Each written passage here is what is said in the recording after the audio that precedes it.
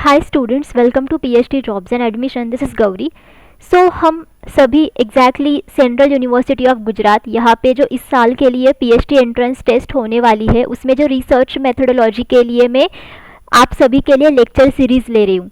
So in today's session हम experimental research के बारे में देखेंगे, उसके कॉन्सेप्ट्स देखेंगे। सो बेसिकली एक्सपेरिमेंटल रिसर्च होता क्या है, उसके डिफरेंट जो टाइप्स होते हैं वो देखेंगे। देन एक्सपेरिमेंटल रिसर्च के ऑब्जेक्टिव्स क्या होते हैं, एक्सपेरिमेंटल रिसर्च कब किया जाता है। सो इसके बारे में वो सारे कॉन्सेप्ट्स हम आज के सेशन में देखेंगे by using MCQs. Experimental research ये बहुत ही इंपॉर्टेंट टॉपिक है रिसर्च मेथोडोलॉजी में, एंड इसके ऊपर आपको हमेशा काफ़ी सारे एमसीक्यूज पीएचडी एंट्रेंस टेस्ट में पूछे जाते हैं। दैट्स वाई ये टॉपिक आपको अच्छी तरीके से प्रिपेयर करना है। So now let us begin with this session. So students, जैसे ही आप सभी को पता है, सीयूजी यहाँ पे पीएचडी एंट्रेंस टेस्ट होने वाली है ऑन 19 अगस्त, एंड इस एंट्रेंस टेस्ट में आप सभी को 50% जो एमसीक्यूज़ है वो रिसर्च मेथोडोलॉजी के लिए पूछे जाएंगे, एंड 50% एमसीक्यूज़ आप सभी को कंसर्न सब्जेक्ट के लिए पूछे जाएंगे। सो आपको ओवरऑल 50% मार्क्स स्कोर करने हैं, तभी आप पीएचडी एंट्रेंस टेस्ट को क्वालिफाई कर पाओगे। सो इस पीएचडी एंट्रेंस टेस्ट को क्वालिफाई करने के लिए हम सारे स्टूडेंट्स को research methodology complete course provide करते हैं, जिस कोर्स की मदद से सारे स्टूडेंट्स गारंटीड रिसर्च मेथोडोलॉजी में काफ़ी अच्छे मार्क्स स्कोर करके पीएचडी एंट्रेंस टेस्ट को क्वालिफाई कर सकते हैं। इसमें आप सभी को full syllabus video lectures provide किए जाते हैं, जिसमें थियरीज एंड एमसीक्यूज दोनों के ऊपर भी लेक्चर सीरीज अवेलेबल है। आप सभी को full syllabus notes and mock test provide किए जाते हैं। सो मॉक टेस्ट में बेसिकली हमारे पास ऐसे 10 मॉक टेस्ट अवेलेबल है। Each mock test contains 40 MCQs. That's overall आपके इसमें 400 एमसीक्यूज कवर हो जाते हैं। ऐसे मॉक टेस्ट सॉल्व करने के बाद आप जान सकते हो कि आपका प्रिपरेशन कहाँ तक हुआ है। आपको इसमें 1500 से भी ज़्यादा एमसीक्यूज का रिवीजन पीडीएफ भी प्रोवाइड किया जाता है, जिस पीडीएफ की मदद से सारे स्टूडेंट्स सारे टॉपिक्स को एक ही पीडीएफ में रिवाइज कर सकते हैं। उनको गारंटीड 80% एमसीक्यूज इसी पीडीएफ में से मिलते हैं out of 100% MCQs in the research methodology section of the PhD entrance test. और ये जो सारा स्टडी मटेरियल है, ये भी आपको हिंदी एंड इंग्लिश इन दोनों ही लैंग्वेजेस में प्रोवाइड किया जाता है। सो स्टूडेंट्स, अगर आपको कंप्लीट कोर्स को परचेस करना है, देन इधर आप ग्लोबल ऑनलाइन ऐप डाउनलोड कीजिए फ्रॉम द प्ले स्टोर, जिसके लिए मैंने लिंक इस वीडियो के डिस्क्रिप्शन बॉक्स में आप सभी के साथ शेयर की है, या फिर आप इनमें से किसी भी नंबर्स पर जाकर व्हाट्सएप थ्रू ओनली मुझे कॉन्टैक्ट करके इंक्वायरी कर सकते हैं। देखो, कोर्स की फीस भी बहुत कम है, which is only 699, and in come fees में हम सारे स्टूडेंट्स को गारंटीड सिलेक्शन करवा देते हैं। ओके, सो स्टूडेंट्स, ये जो रिसर्च मेथोडोलॉजी कंप्लीट कोर्स है, ये रिसर्च मेथोडोलॉजी रिवीजन पैकेज है, जिसकी मदद से आप सारे स्टूडेंट्स रिसर्च मेथोडोलॉजी में काफ़ी अच्छे मार्क्स स्कोर करके पीएचडी एंट्रेंस टेस्ट को गारंटीड क्वालिफाई कर ही देते हो। Okay, which of the following is a principle of experimental research design. Now इनमें से कौन सा ऑप्शन ऐसा है which is a principle of experimental research design? Maximising treatment variance, minimizing error variance, maximizing error and minimizing treatment variance, maximizing treatment and minimizing error variance। So students, experimental research design का मतलब होता है कि जिस research design को हम experimental research के लिए यूज़ करते हैं। सो एक्सपेरिमेंटल रिसर्च डिज़ाइन के 2 प्रिंसिपल्स होते हैं। उनमें से एक प्रिंसिपल होता है कि maximise treatment variance. Okay, maximise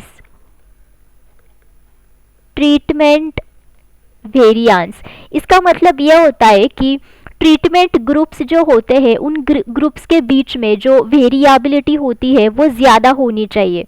okay, इसकी वजह से क्या होता है कि हम स्पेसिफिक जो इफ़ेक्ट्स होते हैं जो हम देते हैं ट्रीटमेंट में पार्टिसिपेंट्स को, वो हम अच्छी तरीके से आइडेंटिफाई कर सके, उसके लिए as well we can determine its effectiveness और इम्पैक्ट। सो जो ट्रीटमेंट बेसिकली हम पार्टिसिपेंट्स को देते हैं, उसका जो इफेक्ट होता है और उसका जो इम्पैक्ट होता है, वो भी हम आइडेंटिफाई कर सकते हैं, डिटर्मिन कर सकते हैं काफ़ी अच्छी तरीके से। And your second principle is that minimise error variance. Okay, minimise error variance, इसका मतलब यह होता है कि जो वेरिएबिलिटी होती है डेटा में, जो डेटा हम हमारे ट्रीटमेंट और इंडिपेंडेंट वेरिएबल की तरह इस्तेमाल नहीं करना चाहते हैं एक्सपेरिमेंटल रिसर्च में, उस वेरिएंस को हमें क्या करना है, मिनिमाइज करना है। Okay, are you getting? So data में जो वेरिएबिलिटी होती है, जिस डेटा को हम एक्सपेरिमेंटल रिसर्च में यूज नहीं करते हैं, ओके, वो वेरिएबिलिटी बेसिकली मिनिमाइज करना, यानी कि मिनिमाइज एरर वेरिएंस। ओके, सो इसमें बेसिकली काफ़ी सारे वेरिएबल्स होते हैं, जैसे कि देखो वेरिएबल्स जिसमें रैंडम एरर्स आ सकती है, देन मेजरमेंट एरर्स भी आ सकती है, देन अदर एक्सट्रानियस फैक्टर्स की वजह से डिपेंडेंट वेरिएबल पर अगर कोई इफेक्ट होता है, so that kind of error. So ये हम करते हैं ताकि हम इंश्योर कर सके कि जो ऑब्जर्व्ड इफेक्ट्स होते हैं those are due to the treatment, and वो किसी भी और कन्फाउंडेड और अनरिलेटेड फैक्टर्स की वजह से नहीं है। Are you getting? That's why ये दोनों भी एक्सपेरिमेंटल रिसर्च डिजाइंस के प्रिंसिपल है। एक है कि ट्रीटमेंट वेरिएंस को बढ़ाना है एंड दूसरा है एरर वेरिएंस को मिनिमाइज करना है। So here your correct answer should be what? 4, that is maximising treatment and minimising error variance. Okay, which set is not an essential characteristic of experimental research। now यहाँ पे आपको काफ़ी सारे characteristics दिए हैं एक्सपेरिमेंटल रिसर्च के, but इनमें से कुछ कैरेक्टरिस्टिक्स ऐसे हैं जो एक्सपेरिमेंटल रिसर्च के इसेंशियल कैरेक्टरिस्टिक्स नहीं है, तो वो हमें आइडेंटिफाई करने हैं। Control, manipulation, observation, sample, tool, repetition. A and B, B and C, D and F, and A and F। Okay, so students, now let us see कि essential characteristics है क्या एक्सपेरिमेंटल रिसर्च के। सबसे पहला characteristic है control. Control का मतलब होता है कि हमें जो बाहर के वेरिएबल्स होते हैं उनको कंट्रोल करना चाहिए, जिसकी वजह से हम जो इन्फ्लुएंस होता है एक्सट्रानियस वेरिएबल्स का on the dependent and independent variables, वो हम कम कर सके और उसे हम रिमूव कर सके। So this is control. Then second is manipulation. Manipulation का मतलब होता है कि जो इंडिपेंडेंट वेरिएबल्स को हम मैनिपुलेट करते हैं एक्सपेरिमेंटल रिसर्च में, वो हमें अच्छी तरीके से इंडिपेंडेंट वेरिएबल्स की वैल्यूज मैनिपुलेट करनी चाहिए। Then your third characteristic is observation. Observation का मतलब होता है कि जो कॉज एंड इफेक्ट रिलेशनशिप्स को आप स्टडी करना चाहते हो वेरिएबल्स के बीच में, इन वेरिएबल्स को आपको अच्छी तरीके से ऑब्जर्व करना चाहिए कि एग्जैक्टली वो कैसे इफेक्ट करते हैं, इंडिपेंडेंट वेरिएबल्स कैसे डिपेंडेंट वेरिएबल्स की वैल्यूज चेंज करते हैं, वो हमें अच्छी तरीके से ऑब्जर्व करना चाहिए। Then fourth is word tool. Tool का मतलब होता है कि इक्विपमेंट, टूल्स जो हम इस्तेमाल करते हैं ताकि हम डिपेंडेंट वेरिएबल को मेजर कर सके। Then your fifth characteristic is random assignment. Random assignment का मतलब होता है कि जब भी हम ग्रुप्स बनाते हैं, treatment group and control group, उन ग्रुप्स ने जब भी हम पार्टिसिपेंट्स को असाइन करते हैं, वो असाइनमेंट हमें रैंडमली करनी है। Okay, so this is called as what? Random assignment. Then sixth characteristic is independent and dependent variables. Okay, independent and dependent variables. Then next is operational definitions. Operational definitions. Operational definitions का मतलब होता है कि जब भी हम किसी भी डेफिनेशन को डिफाइन करते हैं और वेरिएबल्स को हम डिफाइन करते हैं, वो हमें अच्छी तरीके से एक्सप्लेन करना है कि वो सभी ऑडियंसेस को समझे कि एग्जैक्टली वेरिएबल्स है क्या। देन योर एथ characteristic is ethical consideration. Okay, ethical consideration. Students, काफ़ी सारे गाइडलाइंस होते हैं देखो रिसर्चर को कि आपको इसी तरीके से रिसर्च करना है। उसमें रिसर्चर को काफ़ी सारे एथिकल गाइडलाइंस होते हैं, जैसे कि उनको जो पार्टिसिपेंट्स की प्रिवेसी है, सिक्योरिटी है, उसे अच्छी तरीके से रखना है, जो पार्टिसिपेंट्स की वेलबींग है, उसकी डिग्निटी है, उसे प्रोटेक्ट करना है।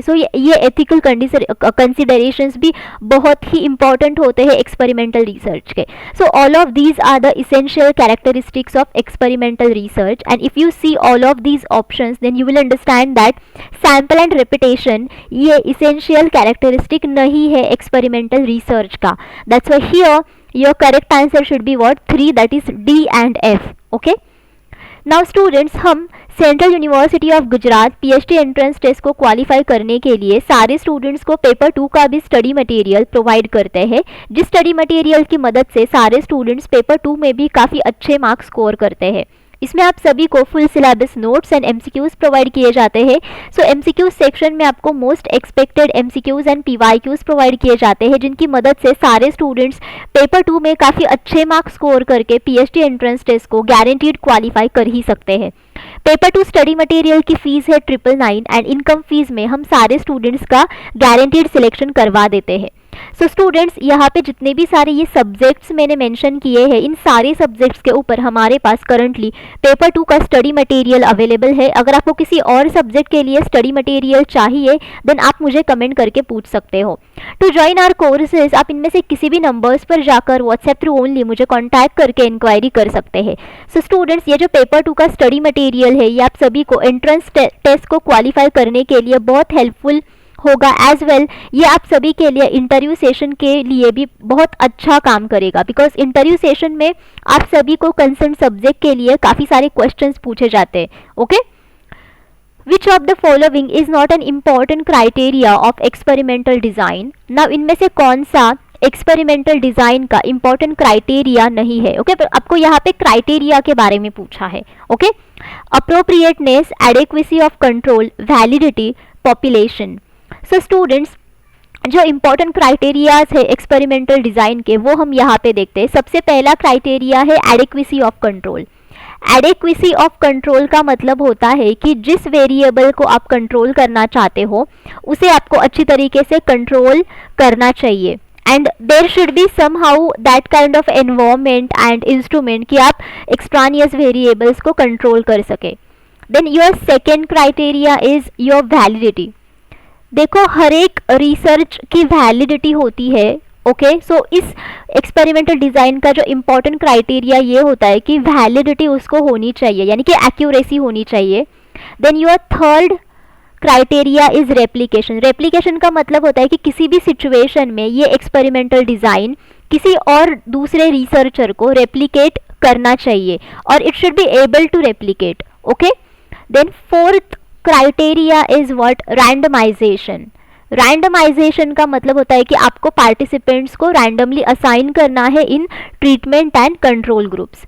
Then your fifth criteria is sample size. आपको एडेक्वेट सैम्पल साइज चूज करनी है। Then your sixth criteria is practicality. Okay, practicality का मतलब होता है कि ये एक्सपेरिमेंटल डिजाइन ऐसा होना चाहिए which is suitable in practical measurements, जैसे कि टाइम, देन उसकी कॉस्ट प्रैक्टिकल होनी चाहिए। देन उसके लिए जो आपको एनवायरमेंटल सेटिंग लग रहा है वो भी प्रैक्टिकल होना चाहिए। Then your seventh criteria is ethical considerations. Okay, ethical consideration. Ethical consideration का मतलब होता है कि आपको एथिकली ये एक्सपेरिमेंटल डिजाइन करना चाहिए। It should be have ethical guidelines. So if you see all of these options then you will understand that population ये कोई एक्सपेरिमेंटल डिज़ाइन का क्राइटेरिया नहीं है। देखो, पॉपुलेशन की ज़रूरत तो हर एक रिसर्च में पड़ती है, because based upon the population only आप स्टडी करते हो, आप सिलेक्ट करते हो कि आपको कौन से रिसर्च डिज़ाइन को करना है। देन आप बेस्ड अपॉन द पॉपुलेशन आप रिजल्ट्स को भी जनरलाइज करते हो, बट पॉपुलेशन ये कोई इंपॉर्टेंट क्राइटेरिया नहीं है एक्सपेरिमेंटल डिज़ाइन का। Are you getting? That's here आपका जो सही आंसर है वो है 4, that is population. The research method that provides the strongest evidence for causality is. Now इनमें से कौन सा रिसर्च मेथड ऐसा है जो कॉजिलिटी के लिए स्ट्रॉन्गेस्ट एविडेंस प्रोवाइड करता है, यानी कि कॉज एंड इफेक्ट रिलेशनशिप को दिखाने के लिए स्ट्रॉन्गेस्ट एविडेंस प्रोवाइड करता है? Ethnography, experimental, causal comparative, then correlational. So students, अगर आपको कॉजल रिलेशनशिप के लिए स्ट्रॉन्गेस्ट एविडेंस प्रोवाइड करना है देन उसके लिए आप एक्सपेरिमेंटल रिसर्च मेथड को फॉलो करोगे, बिकॉज एक्सपेरिमेंटल रिसर्च मेथड में एग्जैक्टली रिसर्च किया जाता है, मतलब इसमें एग्जैक्टली एक्सपेरिमेंट्स किए जाते हैं। इसमें आप इंडिपेंडेंट वेरिएबल्स को मैनिपुलेट करके देखते हो कि उसका इफेक्ट डिपेंडेंट वेरिएबल पर क्या हो रहा है। सो बेसिकली यहाँ पे आप टेस्ट करते हो कि इंडिपेंडेंट वेरिएबल की वजह से क्या कॉजेस हो रहे हैं डिपेंडेंट वेरिएबल के ऊपर, and dependent variable will be like effect variable. Show cause and effect relationship यहाँ पे आप देखते हो। एंड एज वेल इसमें आप देखो काफ़ी सारे कंट्रोल्स रखते हो, आप एक्स्ट्रानियस वेरिएबल्स को कंट्रोल करते हो। सो आपको एग्जैक्टली बहुत स्ट्रॉन्गेस्ट एविडेंस यहाँ पे मिलता है। Ethnography research is nothing but a qualitative research design, जिसमें आप बेसिकली कल्चर के बारे में स्टडी करते हो। एथनोग्राफी रिसर्च में कॉजिलिटी के बारे में स्टडी किया ही नहीं जाता है। So how you will provide the evidence? So ये ऑप्शन एलिमिनेट हो गया। कॉजल कंपैरेटिव डिज़ाइन में बेसिकली जो फैक्ट्स पहले से ही हो चुके हैं उसके ऊपर स्टडी किया जाता है। सो जो फैक्ट्स पहले से ही हो चुके हैं उसमें जो कॉज एंड इफेक्ट के लिए वेरिएबल्स थे उनको इसमें स्टडी किया जाता है।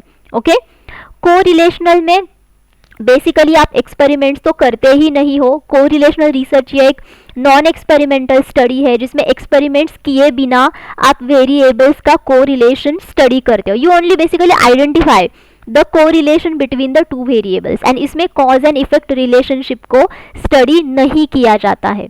That's why here your correct answer should B 2। The main difference between laboratory experiment and field experiment is in. Now laboratory experiment and field experiment में मेन डिफरेंस क्या है? Precision in measurement of variables, degree of control of extraneous variables, then use of data analysis techniques, application of research instruments. So if you see students, ये दोनों भी experiments के types, laboratory experiment को basically आप controlled environment में करते हो जिसमें आप आर्टिफिशियल एनवायरनमेंट को मेकअप करके वहाँ पे एक्सपेरिमेंट करते हो, एंड फील्ड एक्सपेरिमेंट ये बेसिकली नेचुरल सेटिंग में किया जाता है। इन दोनों ही एक्सपेरिमेंट्स के जो गोल्स है वो एक ही होते हैं। इन दोनों ही एक्सपेरिमेंट्स में आप एक ही data analysis, data collection methods को यूज़ कर सकते हो।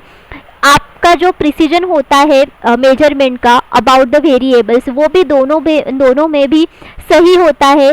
आप रिसर्च इंस्ट्रूमेंटेशन का जो एप्लीकेशन है वो भी यहाँ पे दोनों ही तरफ सिमिलर करते हो, बट एक ही डिफरेंस ये होता है कि जो डिग्री ऑफ कंट्रोल होता है ऑफ एक्सट्रानियस वेरिएबल्स ये दोनों में भी अलग अलग है।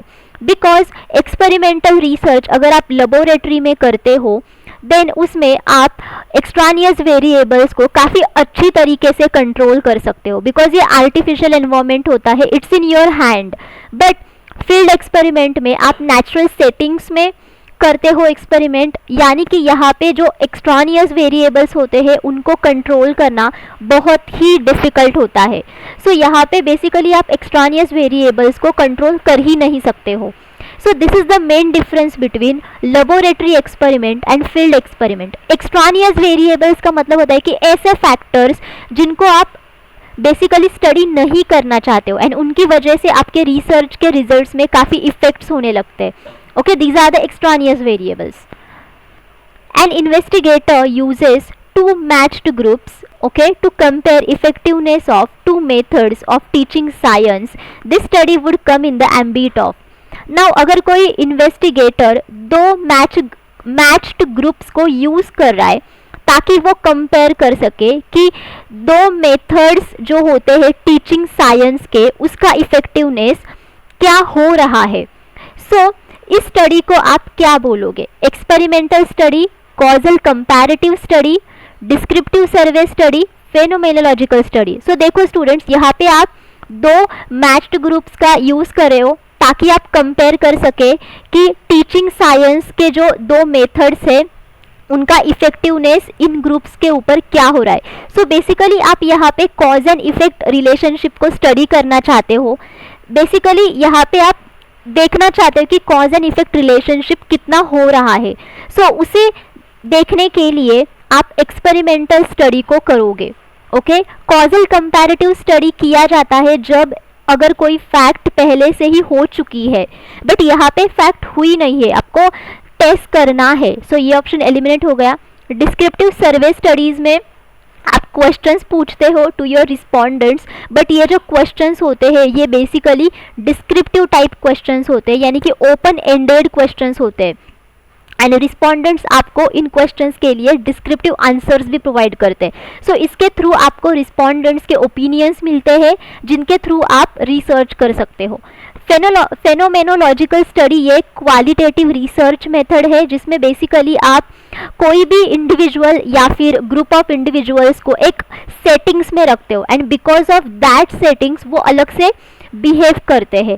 So how they behave in that setting, so उसको स्टडी करने के लिए फेनोमेनोलॉजिकल स्टडी किया जाता है. सो बेसिकली डिफरेंट फेनोमेनन के लिए कोई भी ह्यूमन बीइंग कैसे रिलेट करता है, कैसे बिहेव करता है, सो उसको स्टडी करने के लिए इस स्टडी को यूज़ किया जाता है. Which among the following is a valid criticism of experimental method in social sciences? Now इनमें से कौन सा ऑप्शन ऐसा है जो सोशल साइंसेज में एक्सपेरिमेंटल मेथड का एक वैलिड क्रिटिसिज्म है, यानी कि वैध आलोचना है. Impossible to conduct in social situation, artificiality of laboratory condition, unavailability of good experiments in social sciences, social research problems cannot be studied experimentally.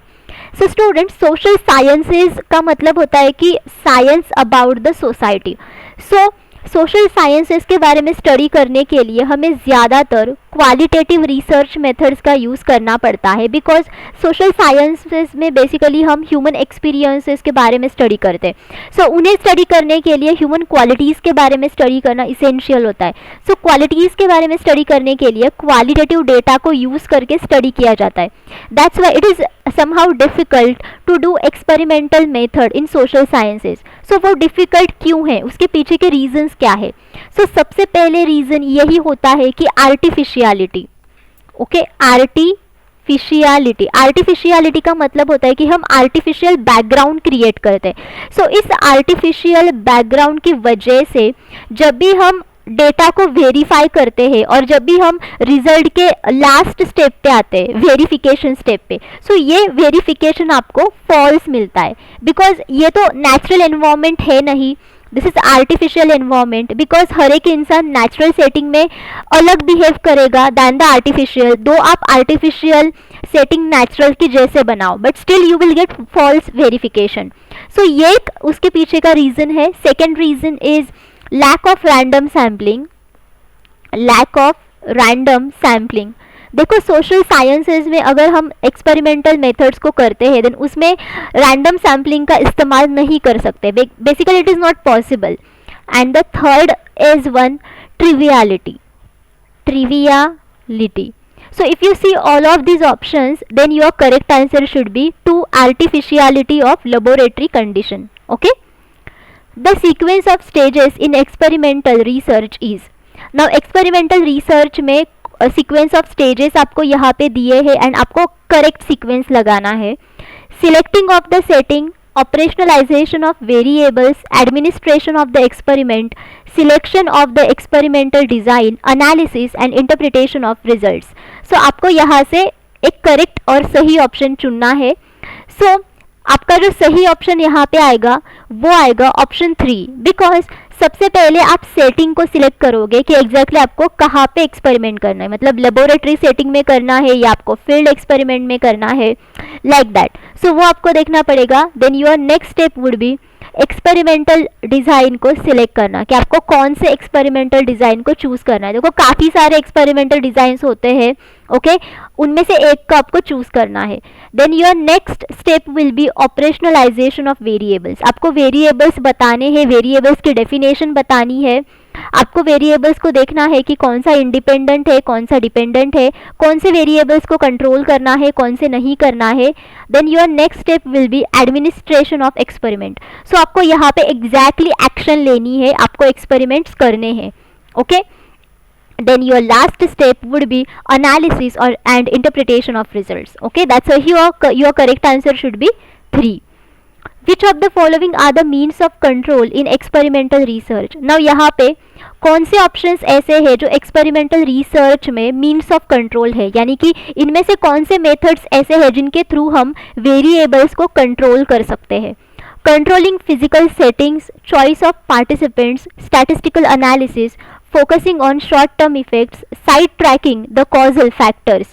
सो इनमें से आपको एक ऑप्शन को चूज़ करना है। सो स्टूडेंट्स, एक्सपेरिमेंटल रिसर्च में हम काफ़ी सारे टेक्निक्स यूज़ कर सकते हैं ताकि हम एक्सट्रानियस वेरिएबल्स को कंट्रोल कर सकें। एंड उनमें से सबसे पहला मेथड ये है choice of participants. Okay, choice of participants, इसका मतलब ये होता है कि आपको ग्रुप्स में पार्टिसिपेंट्स को रैंडमली असाइन करना है। ओके, वो then your second is methods of controlling situation, methods for controlling situational variables. Okay, this is your second technique. So इसमें बेसिकली आप कई सारे फिजिकल फैक्टर्स को यूज़ करके कंट्रोल कर सकते हो। सो इसका मतलब यही होता है कि फिजिकल जो सेटिंग्स होती है उनको कंट्रोल करना और controlling the physical settings. Then your third technique is nothing but applying statistical control, applying statistical control. देखो, काफ़ी सारे वेरिएबल्स होते हैं एंड सारे वेरिएबल्स को आप फिजिकल सेटिंग्स को कंट्रोल करके कंट्रोल नहीं कर सकते हो। सो कुछ वेरिएबल्स ऐसे होते हैं जिनको कंट्रोल करने के लिए आपको स्टैटिस्टिकल मेथड्स का यूज़ करना पड़ता है। So this is your third technique. Your fourth technique is holding intervening variables constant. So आपको इंटरवेनिंग वेरिएबल्स की जो वैल्यू है वो आपको कांस्टेंट रखनी है। इंटरवेनिंग वेरिएबल्स ये एक ऐसे वेरिएबल्स होते हैं ओके जिनकी वजह से बेसिकली आपको डिपेंडेंट वेरिएबल्स पर जो इफेक्ट हो रहा है इंडिपेंडेंट वेरिएबल का, उसके मेजरमेंट्स आपको कई बार गलत भी मिल सकते हैं। Basically intervening variables is the you can see way through which आप डिपेंडेंट एंड इंडिपेंडेंट वेरिएबल्स के कॉज एंड इफेक्ट रिलेशनशिप को बता सकते हो। बट अगर इंटरवेनिंग वेरिएबल्स की वैल्यूज चेंज होती है देन उसकी वजह से डिपेंडेंट एंड इंडिपेंडेंट वेरिएबल्स के कॉज एंड इफेक्ट रिलेशनशिप की वैल्यूज भी चेंज होती है। So you need to keep them constant. Then your fifth technique is method of using subjects as their own controls. So subjects को आप as their own controls की तरह भी use कर सकते हो। ओके, ये भी एक तरीका है। And your sixth technique is nothing but method of counterbalancing. Okay, counterbalancing. So ये सारे टेक्निक्स है जिनके थ्रू आप कंट्रोल कर सकते हो वेरिएबल्स को under experimental research. That's why here your correct answer should be what? 1 A, B and C only, because controlling physical settings, choice of participants and statistical analysis ये तीनों ही means of control है in experimental research. D and E is not. In which of the following research methods process of hypothesis testing optimally safeguards the role of extraneous variables? Now इनमें से कौन सा research method ऐसा है जिसमें जो आपकी हाइपोथेसिस टेस्टिंग की प्रोसेस है वो आप सेफ रख सकते हो okay through controlling the extraneous variables. So वो कौन सी मेथड है? Ex post facto method, experimental method, historical method, descriptive survey method.